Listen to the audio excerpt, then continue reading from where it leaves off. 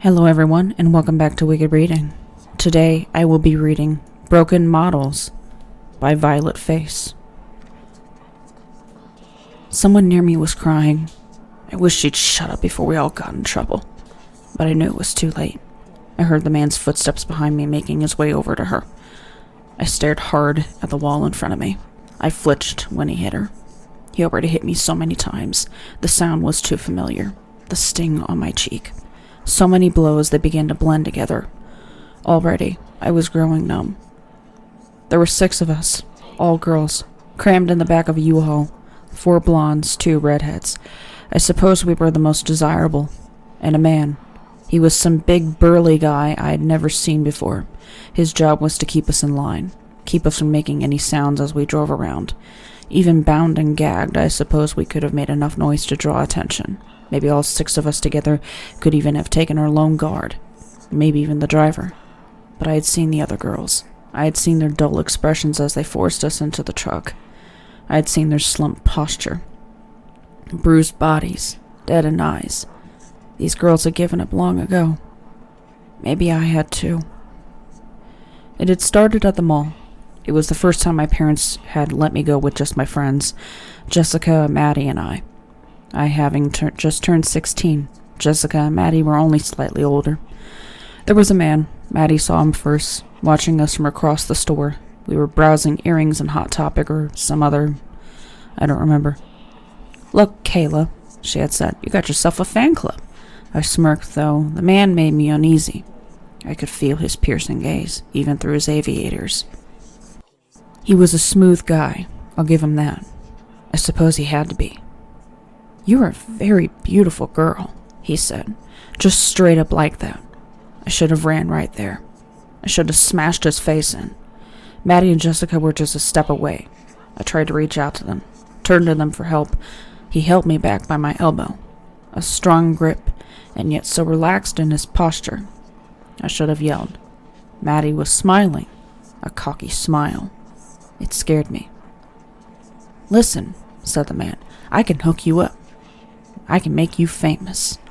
He nodded the Victoria's Secret on the other side of the mall. "Wouldn't you like to be like that?" The front of Victoria's Secret was plastered with larger-than-life posters of models, all very beautiful women. You could be like them. You're a very beautiful girl. "I can't," I said. "I have to go." Maddie looked disappointed. Jessica looked at her feet. Maddie moved closer to me. "Please save me." "Could I be like them?" Maddie asked. I pulled away from the man. He smiled. "Yeah," he said. "Yeah, I think... Actually, why don't all 3 of you come with me? I'll hook you up." It was a very wide smile. Too calculated. Maddie pushed me to follow the man. "You're being ridiculous," she hissed at me. "Didn't you hear about Katie's sister? She was discovered at a mall too. Actually, I think it was this mall." Jessica nodded. It was true after all. I had heard that story repeated many times in school. I thought then that maybe I was being ridiculous. I thought a lot of things. The man was leading us to the nearest exit. He told us his co-workers were waiting there. He could get us a contract. It was one of the lesser-used exits of the mall. We passed only a few onlookers. His co-workers turned out to be men like him, older than us but still young enough to be attractive. The fattest of them looked up as we approached. "Let's go out to the car," he said. "I got some forms you can look through." It was dark outside, cold and quite deserted. I tugged Maddie's arm, but she only scoffed at me. The hell were we getting ourselves into? The men asked our ages and seemed uneasy at the responses. One of them said we should have been older, but the one who had discovered us silenced him with one word: Rico. I did not know who Rico was then, but I do now. Rico was driving the U-Haul with 6 unwilling passengers. I was staring hard at the wall of the truck. There was nothing else I could do. When the truck stopped and the back thrown open, a horde of burly men jumped aboard. They grabbed us and pulled us into a building, some warehouse, I think. I did not struggle as I had before. None of us did. We were broken. I don't know how many days we were kept in the warehouse. There were no windows in the warehouse, only flickering fluorescent lights somewhere far above us. Half of them were dead and had never been replaced. The large open space was divided into steel cages, like for cattle. I had one all to myself, and it was all I knew of my surroundings. I had no idea how big the building was nor how many of us were trapped there. They fed me hardly anything, just enough white bread with cheese whiz to keep me alive. They must have drugged me too, though I don't remember them actually administering anything, because I started to hallucinate. A lot. On good days, I hallucinated my parents. They had come to save me, or Liam Neeson, though I'd never actually seen Taken. I wish I had. Maybe it would have taught me something. Probably that I'm an idiot. Anyway, I doubt that's realistic. It is Hollywood after all. But that doesn't matter. I'll never see it. I was woken up suddenly, a rough hand clamped under my armpits, dragging me to my feet. I could hardly stand. But it's not like I needed to. The hands dragged me all the way. Another U-Haul, but this time I was alone with my guard. Thankfully, he seemed very bored and uninterested in me. At the next stop, I was given a bath. The hands had to wash me as I could barely do it myself. I can't believe how much grime I was covered in. I think most of it was my own fecal matter. I just didn't care anymore. I was also given a full meal, tons of makeup, and a set of clothes, some skimpy mini skirt and a tank top. Soon I could think clearly again. This time I was given a ride in a car. I don't know anything about cars, but it was a really nice one. Leather seats, and I don't even know. There was a guard sitting next to me, but he was wearing a suit. A really nice suit. When the car stopped, he jabbed me. "Smile," he grunted. I was pulled out of the car and handed over to another man in a hoodie. I guess he had already given them some money.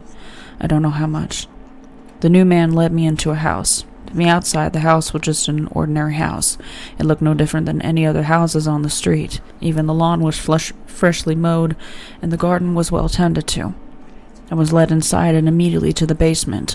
There I was tied to a wall and left for a few hours. It was dark in the basement, so I couldn't see anything, but I could smell, and it smelled bad. I can't even describe it. It was unlike anything I had ever smelled before.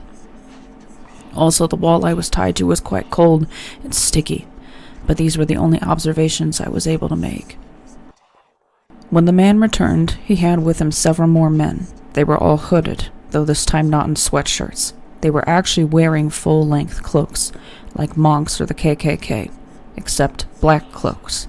It sounds stupid, but in real life, in the dark basement, it freaked me out quite a bit. The monks or clansmen, or whatever the hell they were, began to move around the room, lighting long candles supported on metal stands. As the room slowly began to be illuminated, I first could make out that the walls were almost completely covered in shiny red splatters. I suppose that would explain the stickiness. On the floor in front of me were 2 stone tables. One was quite large and the other small. Another hooded man appeared coming down the staircase. He was carrying some animal, which I could soon tell was a goat. The man placed it on the smaller of the stone tables, and his associates helped him to bind the goat to it with chain shackles. The goat barely struggled during the whole process. I was observing how perfectly designed the small table was, that the goat fit perfectly within the grooves and shackles, when I realized the larger table was meant for a human. In other words, me. But whatever ritual, whatever the men were performing, started with me still chained to the wall. The men drew pentagrams on the floor, set things on fire, and chanted in languages I didn't recognize. The room grew smoky fast, and I began to fade into my usual hallucinations. Just before I went out completely, I made one of the men raising a dagger high in the air. After a moment, he brought it down swiftly in such a way that blood splattered the walls once more. The goat was gone, and I mysteriously was still alive. When I came to, the basement was dark again. From what I could tell, the basement had been cleared out of all animal carcasses, pentagrams, and other humans. I was to stay tied to the wall for a few more days. The man who had bought me fed me every couple of hours, but other than that, I was left alone. He rarely talked, but I was able to learn from him that his friends had decided I was not ready yet. I was also pretty sure he was trying to fatten me up. Obviously, his plans for me were very different from those who had held me before. One day, or night, I couldn't tell, I could hear a lot of commotion upstairs. I knew this was it. I was so far gone I didn't care anymore. It was simply a fact of life. However, when somebody came down the stairs, he was not wearing a cloak, nor was he carrying a goat. He was carrying a large black flashlight and wearing a police officer's uniform. Another hallucination of mine. I knew it. "Hello?" said the hallucination. "Anyone down here?"